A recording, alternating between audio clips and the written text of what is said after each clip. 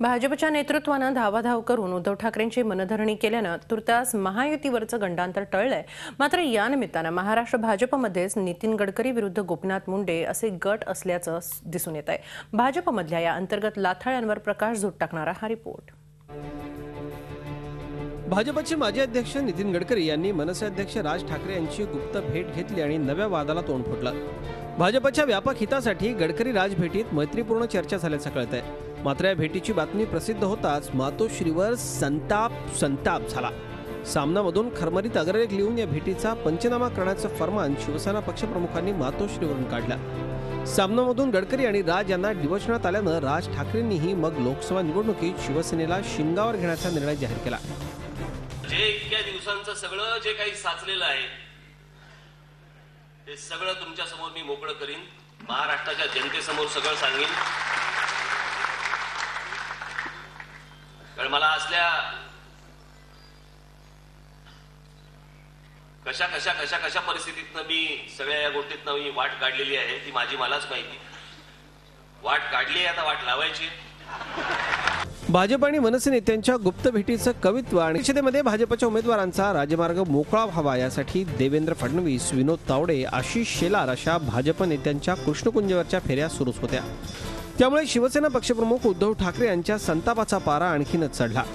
शिवसेना नेतृत्वाची नाराजी एवढी वाढली की युती तुटते की काय अशी स्थिती निर्माण झाली।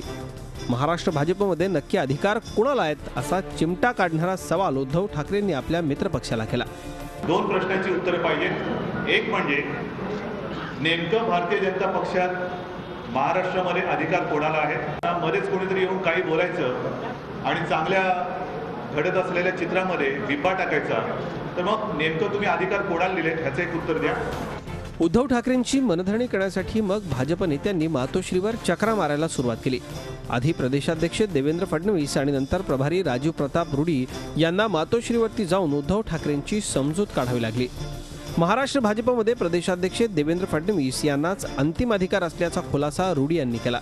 त्यामुळे उद्धव ठाकरेंच्या प्रश्नाला उत्तर मिळालं असलं तरी भाजपमधली अस्वस्थता आणखी वाढली। भाजपचं नेतृत्व गडकरींच्या पाठीशी उभं राहिलं नाही, म्हणून गडकरी गट नाराज झाला। तर महाराष्ट्राची धुरा मुंडेंकडे सोपवलेली असताना फडणवीसांना सर्वाधिकार बहाल केल्याचं रुडींनी सांगितल्यानं मुंडे गटाची धुसफूसही वाढली आहे। सध्या गारपीटग्रस्त भागात दौऱ्यावर असलेले मुंडे या घडामोडींनी स्वतःच गार पडण्याची वेळ आली आहे। प्रदेश भाजपच्या आज मुंबईत झालेल्या बैठकीला नेमके मुंडे गैरहजर राहिल्यानं ते नाराज असल्याची खमंग चर्चा आणखीनच रंगली। या खुलाशानंतरही भाजपमधील अंतर्गत धुसफूस यावर सध्या चाय पे चर्चा रंगली आहे। भाजपमधला गडकरी विरुद्ध मुंडे हा तिढा कसा सुटणार याचंच कोढं सर्वांना पडलंय। अशाच लाथाळ्या सुरू राहिल्या तर लोकसभा निवडणुकीत महायुतीची वाट लावण्यासाठी राज ठाकरेंच्या मनसेची कदाचित गरजही लागणार नाही। Bureau report, Zee media, Mumbai. Zee 24 तास रहा एक पाऊल पुढे।